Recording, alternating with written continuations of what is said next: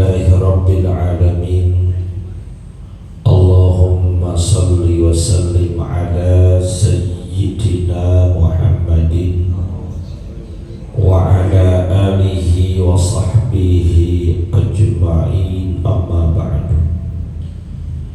Fa asdaqal hadits kitabullah wa khairal hadi hadi Sayyidina Muhammadin sallallahu alaihi wasallam, wa syarrul umuri muhdatsatuha wa kullu muhdatsatin bid'ah wa kullu bid'atin dhalalah wa kullu dhalalatin finnar.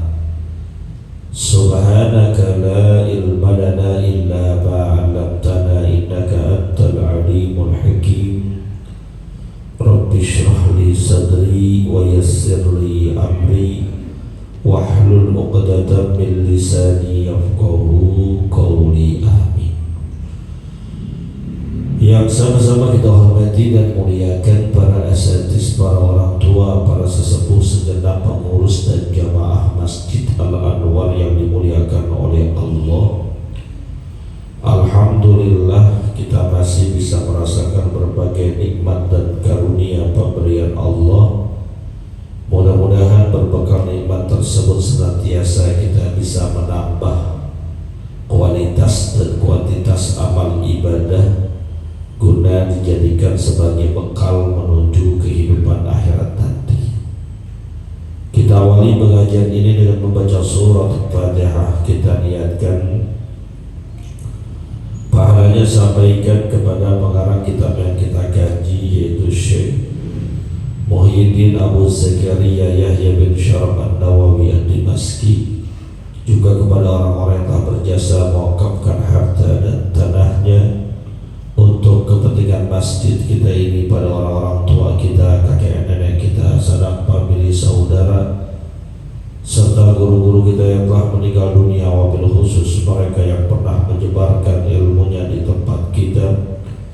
Di antaranya almarhum al-mafullah Kiai Haji Ahmad Rifyan Hidayat LC, almarhum al-mafullah Kiai Haji Abdul Rashid bin Haji Muhammad Siddiq, almarhum al-mafullah Kiai Haji Abdul Rahim bin Haji Muhammad Siddiq, almarhum al-mafullah Kiai Haji Anwar bin Haji Muhammad, almarhum al-mafullah Kiai Haji Abdul Rahman bin Haji Salihun. Semoga Allah Subhanahu wa ta'ala ampuni segala dosa dan kesalahannya.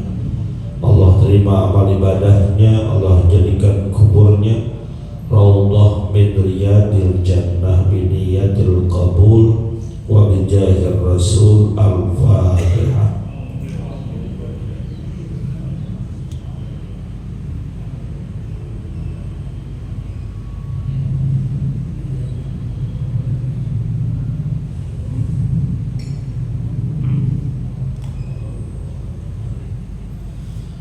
Melanjutkan bacaan kita. Bismillahirrahmanirrahim. Qala al-muallif rahimahullahu ta'ala anhu wa qala ta'ala ya ayyuhan nasu inna wa'dallahi haqqun fala taghurrannakumul hayatad dunya wa la yaghurrannakum billahil ghurur. Wa qala ta'ala alhaakumut takatsur hatta zurtumul maqabir kalla sawfa ta'lamun. Wa qala ta'ala wa mal hayatud dunya illa la'ibun wa lahwun wa inna daral akhirata lahiyal hayawanu law kanu ya'lamun. Sadaqallahul azim wa sadaqa Rasulullah sallallahu alaihi wasallam Nabiyyul Habibul Karim. Jamaah yang dimuliakan oleh Allah, masih melanjutkan pembahasan tentang sikap zuhud terhadap dunia, tidak mau berlebihan. Ini harus dimaknai bahwa bukan berarti nggak boleh mencari dunia, bukan juga diartikan nggak boleh senang-senang terhadap dunia. Jadi ada orang salah paham tentang zuhud sehingga segala macam yang berurusan dengan dunia ditinggalkan. Ada seorang sahabat Nabi Muhammad SAW, saking zuhudnya, dia punya keluarga kagak diurusin, istrinya kagak dicolek-colek, kerjaannya di masjid, malam qiyamul lail, siang puasa. Waktunya habis untuk ibadah, akhirnya kurus kering, mukanya pucat. Dilaporkan kepada baginda Rasulullah SAW mengenai hal tersebut. Kata Nabi, enggak begitu memahaminya. Zuhud bukan berarti meninggalkan seluruh apa yang ada di dunia, tapi hanya sekedar jangan sampai hati kita nyangkut, itu aja. Kalau urusan-urusan kenikmatan dunia, nikmati. Waktunya makan. Ada bini, bersenang-senang dengannya. Kerja ya kerja.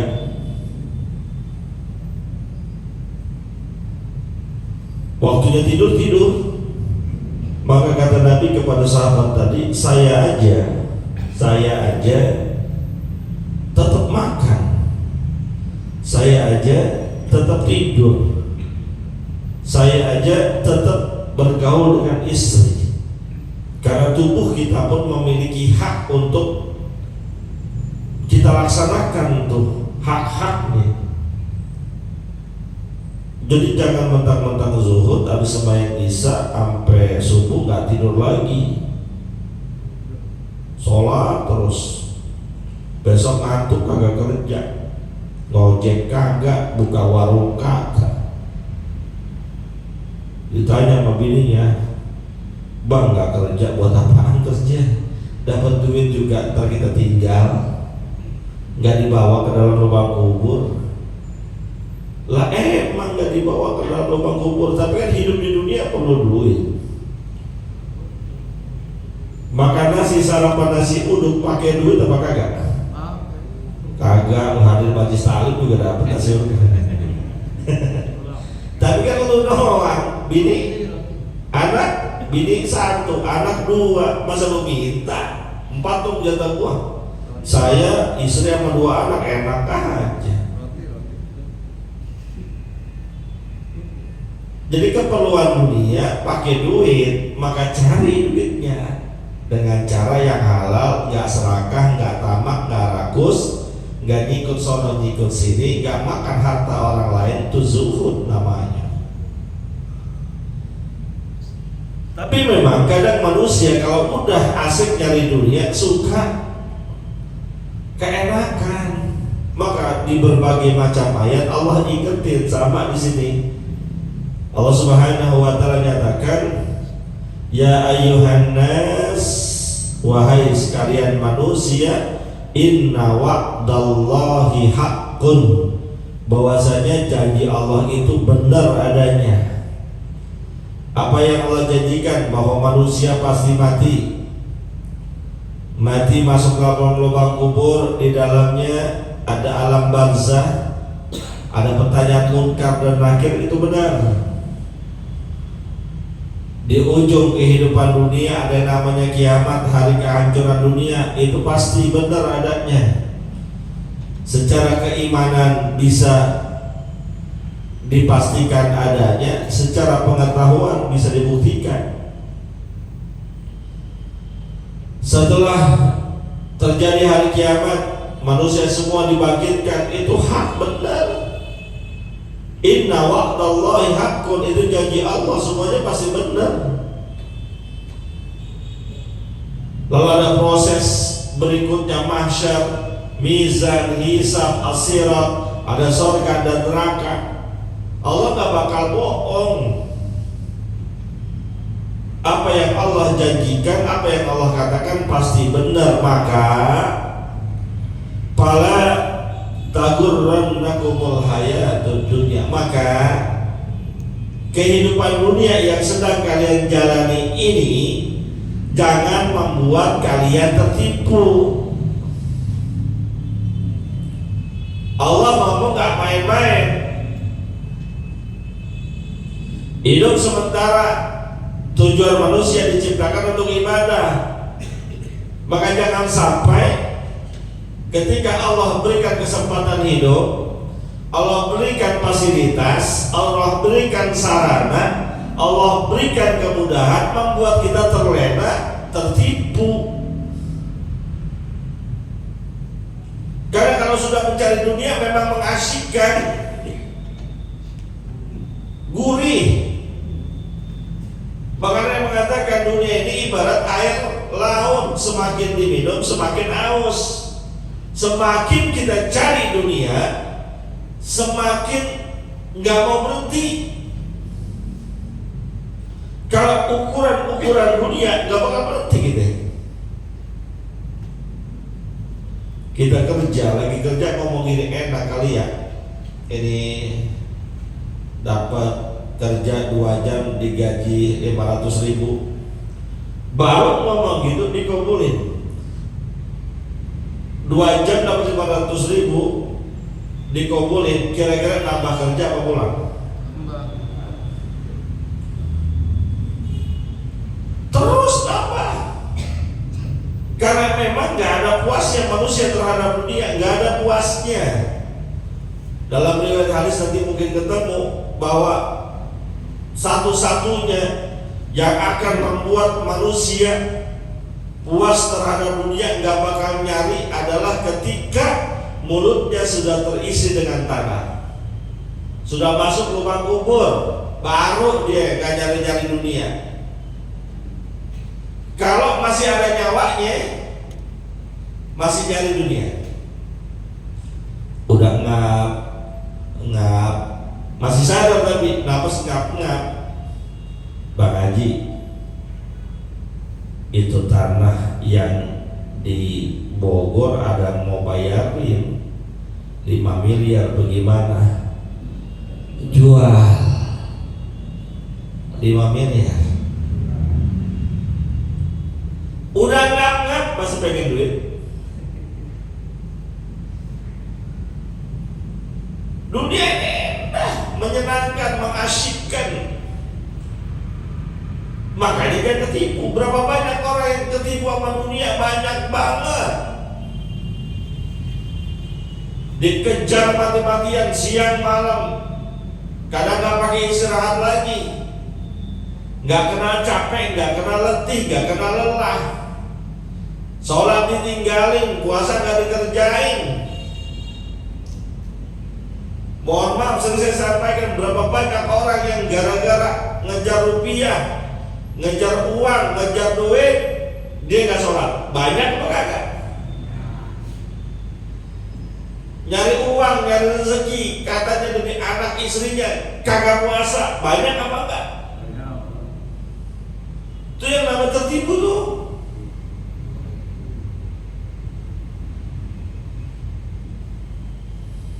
Kenapa tertipunya? Dia kira harta yang dicari, uang yang diuber-uber, rezeki yang diudak-udak, itu bakal nyelamatin dia, bakal bisa ngebahagiain dia dunia dan akhirat. Ternyata kagak.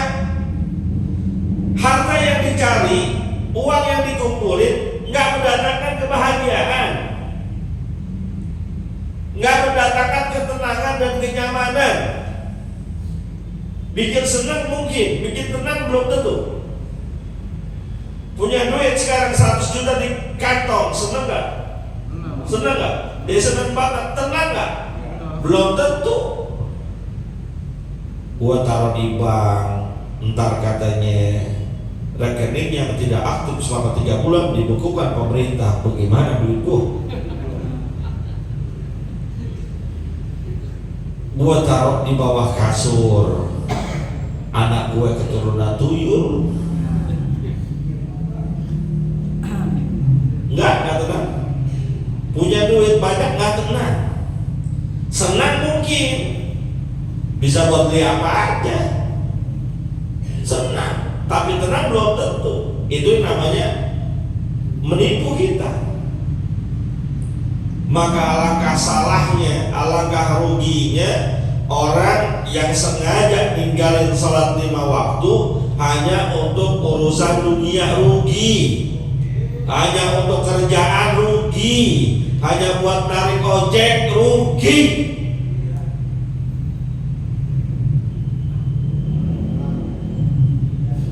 Jumat kita kan khutbah di sini, udah menyampaikan khutbah, udah menyampaikan materinya, masih keliweran tuh.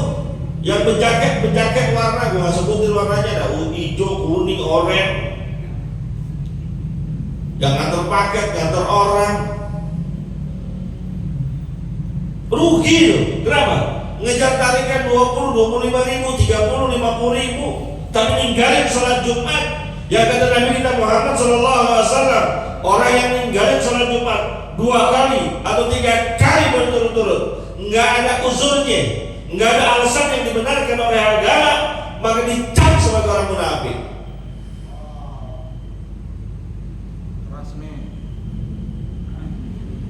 Orang belum makan begitu orang. Keras.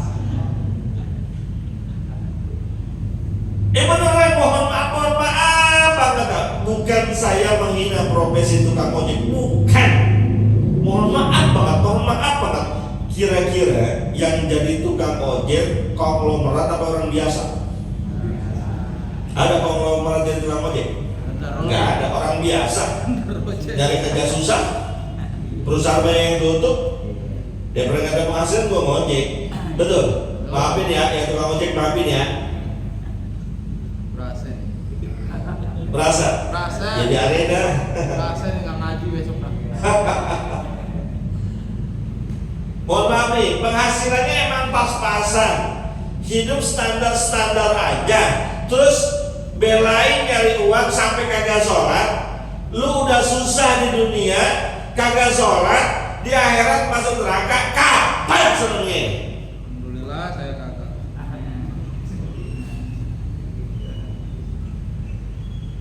Habis gimana Pak Ustaz? Justru itu lagi nyangkut-nyangkutnya. Driver yang lain lagi istirahat. Ada yang istirahat makan, istirahat sholat, saya hidupin biar nyangkut. Iya, tarikan lu nyangkut, entar di akhirat lu nyangkut di neraka. Galak nih bang alam. Bilangin saudaranya, bilangin temennya, dunia dikejar gak bakal habis-habisnya. Kalau emang dasar rezeki kita, biar kata dipotong-potong sama sholat, tetap rezeki gak bakal kemana-mana. Begitu dong orang Islam pikirannya. Namanya doang cakep muslim, bayang kagak.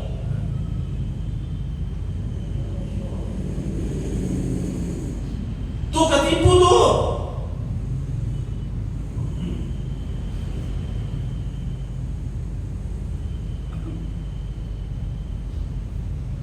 Ngabisin kerjaan kantornya di depan laptopnya. Sholat Jumat sudah manggil,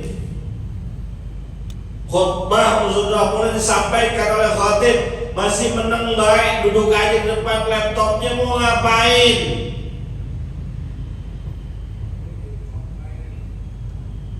Kalau emang dasar rezeki kita nggak bakal kemana-mana, pastiin itu.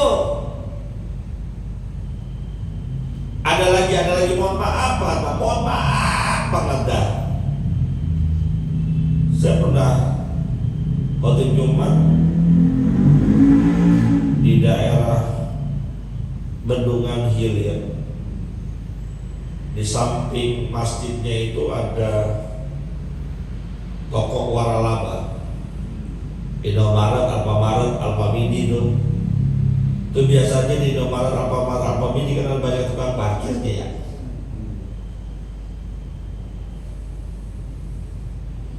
Itu tukang parkirnya pakai peci tukang parkirnya.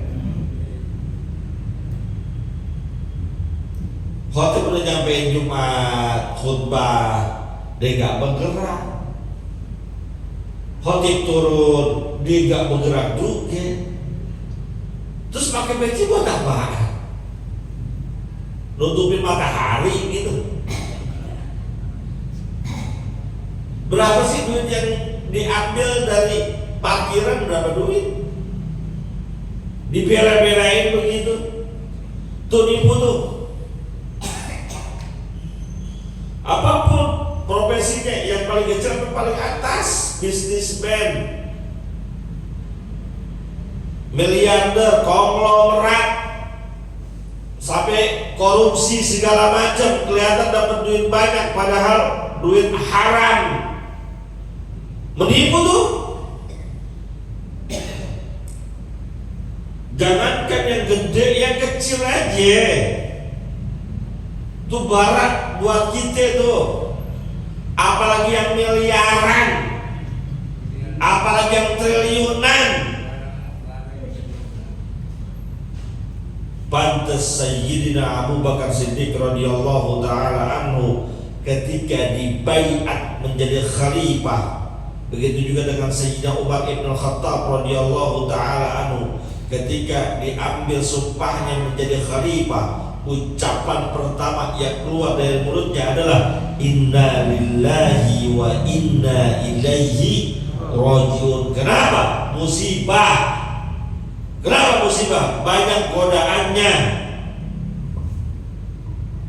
Jangan kata presiden, jangan kata menteri, RW aja ada OBK-nya kalau mau, RT aja ada OBK-nya kalau mau, apalagi presiden, apalagi menteri, apalagi gubernur. Peluang berbuat kejahatan banyak.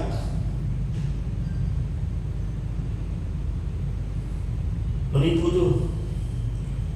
Lihat duit banyak, Masya Allah, hampir 100 miliar, 200 miliar, triliunan, korupsi hampir 9 triliun. Saya nggak habis pikir itu duitnya saya beli apa itu duitnya. Ini kalau ditaruh masjid, uruk-uruk masjid-masjid sampai lantai 2 karena saya rasa 9 triliun. Pernah lihat nggak duit 9 triliun lah?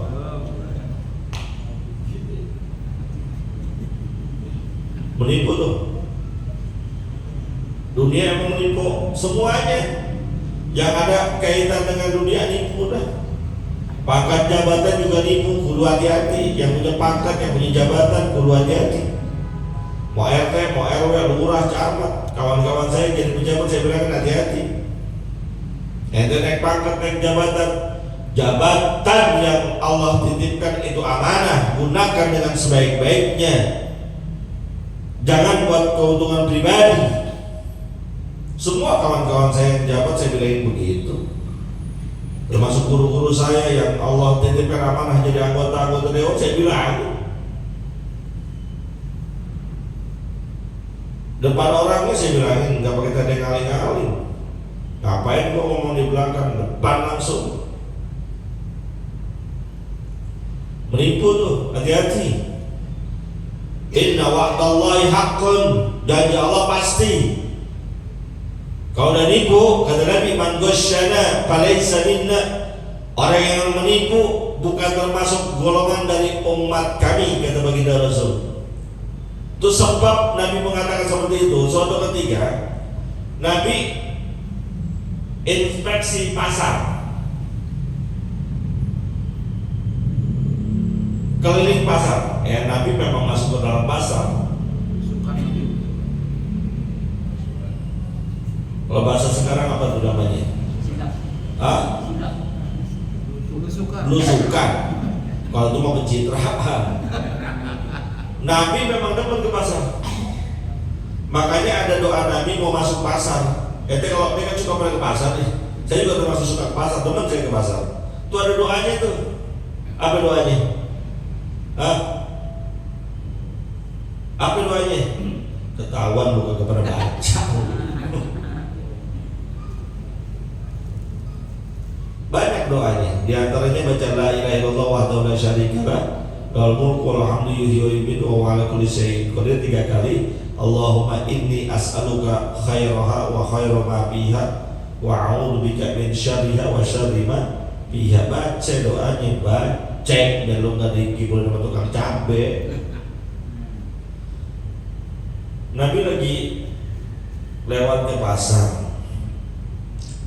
ada orang tukang jualan, ada yang mengatakan tukang buah, ada yang mengatakan tukang makanan. Nabi lihat tumpukannya cakep-cakep, buahnya cakep-cakep, makannya cakep-cakep. Tapi karena Nabi ada malaikat Jibril yang senantiasa menginformasikan, Nabi tahu tuh di bawah yang cakep-cakep tuh ada makanan atau buah yang udah jelek, akhiran. Sama Nabi dicolok basah. Ditanya nih, apa yang basah nih? Apa jawaban orang tersebut? Iya ya Rasul, terkena hujan, jadi agak jelek barangnya. Lalu kata Nabi, kenapa gak dipisahin? Yang bagus setur yang bagus, yang jelek pisahin. Kata tuh orang, kalau dipisahin begitu ntar yang jelek kagak laku. Bener ya? Tapi kan laku di dunia bisa merugikan di akhirat kalau nipu. Kadang logika kita nggak sama dengan logika Allah. Berapa banyak barang yang busuk lebih laku daripada barang yang nggak busuk? Ada nggak barang yang busuk laku? Ada nggak? Apa? Oncom. Oncom kalau nggak busuk kagak laku. Jadi kalau untuk urusan rezeki nggak usah takut. Yang cakep sama yang bagus digabung, kelihatan yang cakep, giliran kita beli sampai rumah, la haula wala quwata. Mohon maaf, saya pernah tuh, ya bukan berarti menjelekkan tempat. Saya pernah beli duku apa ya, saya lupa di pasar Minggu, mulus Pak, mulus. Mana dari jauh udah nipu, dari jauh tulisannya 10.000. Pas gue deketin, yang 10.000 yang kecil-kecil, yang gede-gede ini 30.000 Pak Haji. Ya udah dah beli dah sekilo, nyobain namanya. Nyampe rumah busuk, jadi diaduk-aduk sama dia. Gak boleh tuh nipu tuh, jangan yang begitu. Kata Nabi, man ghasyana falaysa min. Siapa yang nipu di antara kalian bukan termasuk golongan umatku, kata Rasulullah. Kalau bukan umatnya Rasulullah, nanti gimana dapat syafaatnya? Itu nipu tuh. Menipu adalah tipuan dunia. Kelihatannya dengan kita nipu, barang kita cepat laku, duit terkumpul banyak. Padahal nggak begitu juga. Kalau emang rezeki kita satu hari 200.000, mau bagaimanapun kita usahain tetap 200.000. Nyampur dengan yang kotor, yang jorok, 200.000 itu akhirnya campur dengan yang haram. Nipu tuh, hati-hati. Semua aspek pekerjaan kita, jual beli kah, bisnis kah, proyek kah, jangan ada unsur nipunya. Yang jual beli, ya udah apa adanya. Satagus jual beli batu cincin, misalnya ya, saya contoh di sini ini batu cincin tuh. Ini apa namanya? Tuh, nih, gue jual pandan nanas, gopek. Lu guys tau harganya gopek. Kalau ame orang-orang 700, sama lu gopek. Ini udah pernah dipegang sama wali nih, bukan Pak, dipegang sama wali. Ya orang-orang kan, ya benar, ya gue bayar. Nggak taunya wali murid, wali santri. Jual aja, emang pasarannya gopek. Mau Ustaz gopek. Kalau dikasih cepet saya mau nih. Ya. Bukan Pak. Sama guru begitu.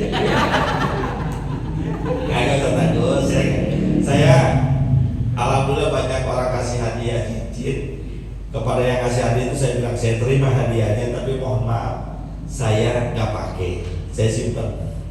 Kenapa? Tangan saya nggak pantas pakai cincin. Saya udah jajalin soalnya nggak pantas pakai cincin. Kan tangan kalau Ustaz Agus dia pakai cincin model apa aja cakep banget nih. Kalau saya udah jajalin nggak cakep. Hah? Mau apa ya?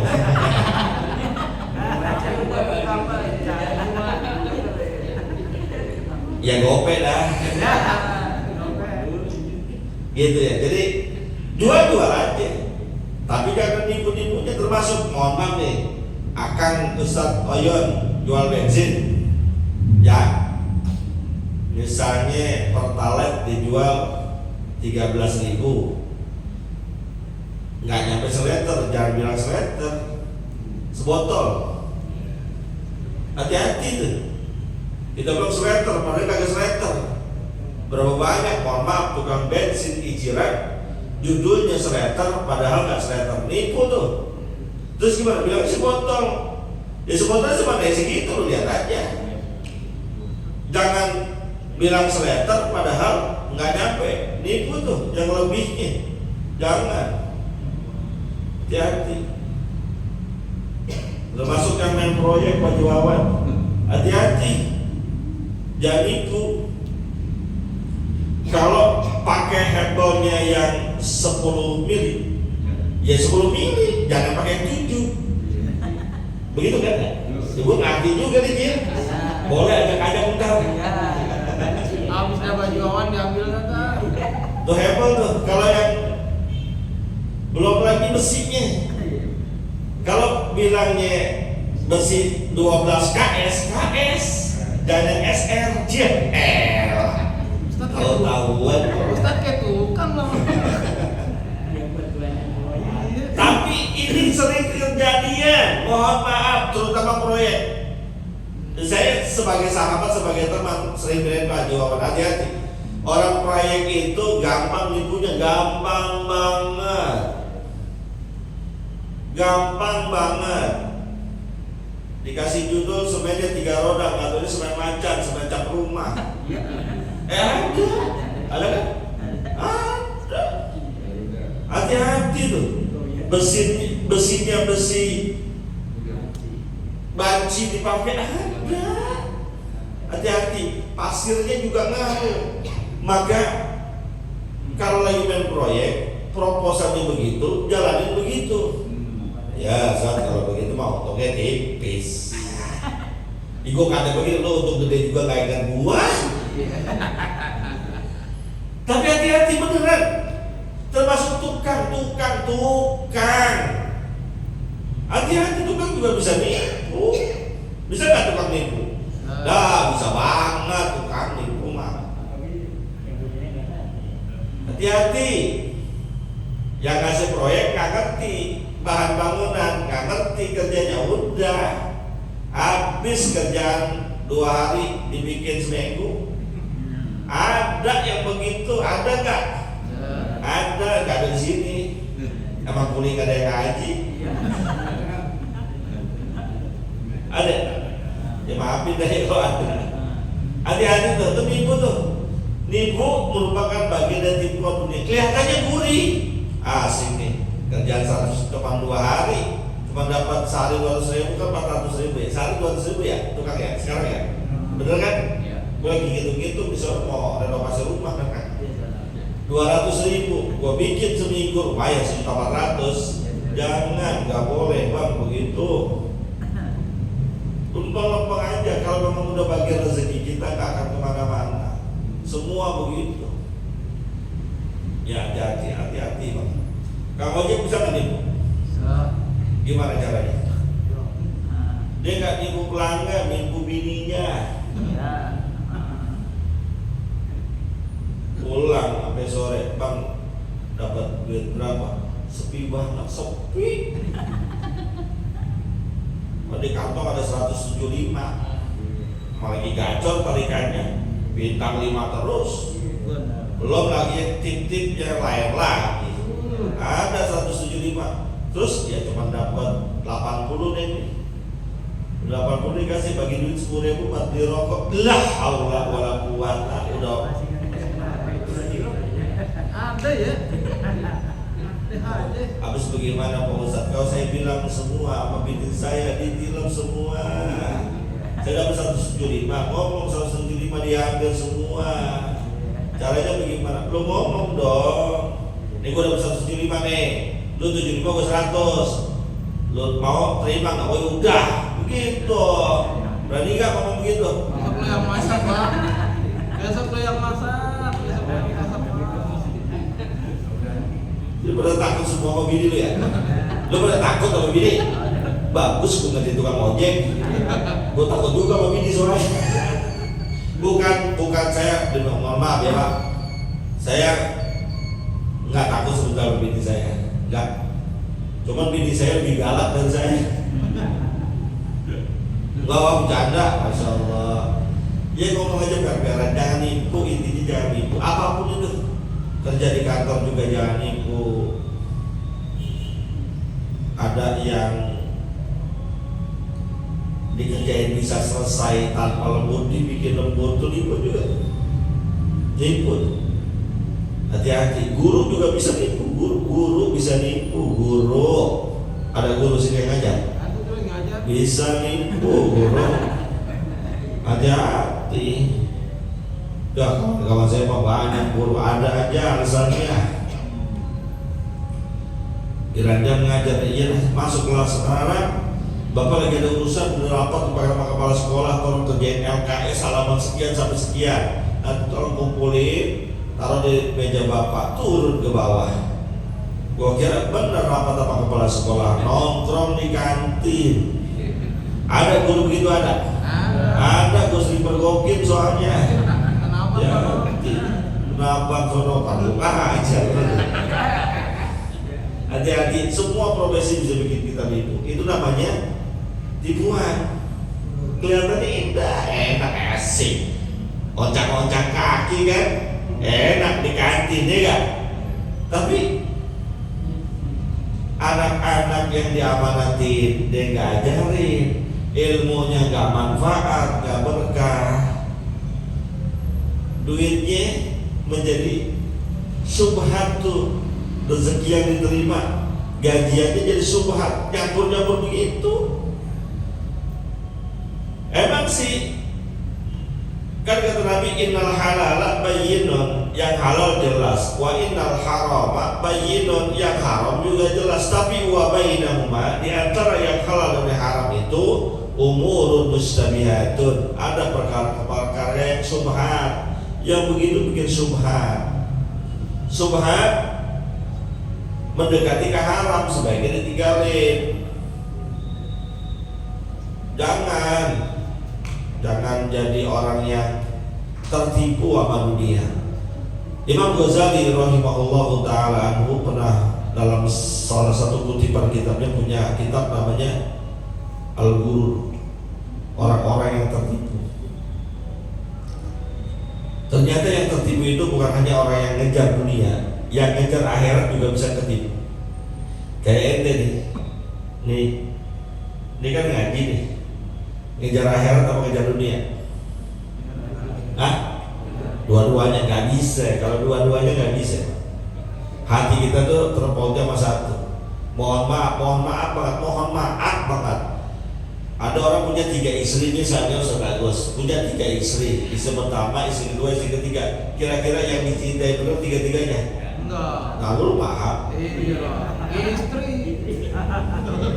Sama lu ngaji begini, niatnya apa? Dunia apa dunia akhirat? Akhirat apa dunia? Dunia apa dunia akhirat? Ayo gua tanya. Akhirat doang? Apa dunia doang? Apa akhirat apa dunia? Bagaimana caranya supaya ngaji dunia akhirat? Gue mau tahu. Ayo, sebagai penutup, gimana coba suruhnya gambarannya ngaji dapat dunia akhirat, apa niatnya? Ayo, apa? Niatnya tetap akhirat, jangan dunia akhirat. Niatnya ngaji nuntut ilmu, nyari berkah, nyari pahala, nyari ridho Allah, mempermudah jalan surga, itu niatnya. Perkara habis pulang ngaji ada nasi nampan itu urusan lain. Itu akhirat, udah akhirat. Ketika habis gaji dapat apa keisi napan yang lu terima? Jangan pakai guru tuh, ya elah nih lagi. Orang tempe lagi. Nasi goreng lagi. Itu dunia berarti bakalan. Itu kalau ada yang guru tuh begini tuh, dunia yang dicari. Lu mau nyari makan, apa yang mau ngaji? Kalau mau nyari makan di warteg, restoran. Ada. Kalau ngaji, Nabi SAW ditarik apa namanya Bang Alam pemirsa tahu apa kayak isinya ambil. Iya elah. Minggu kemarin orang tempe buncis telur. Sekarang ini lagi emang gak ada lagi apa? Ya Pak ya. Aku lihat itu yang makan yang mukanya rada kesut gitu. Wallahu a'lam bishawab. Mudah-mudahan Allah kasih hati kita ikhlas, tulus cari akhirat. Jangan sampai ditipu dunia. Wallahu a'lam bishawab. Al-Fatihah.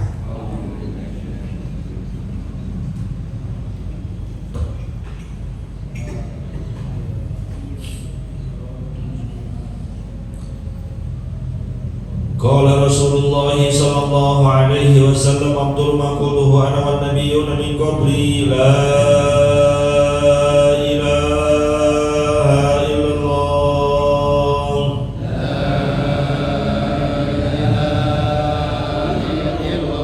la ilaha illallah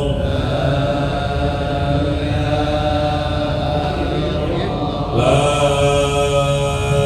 ilaha illallah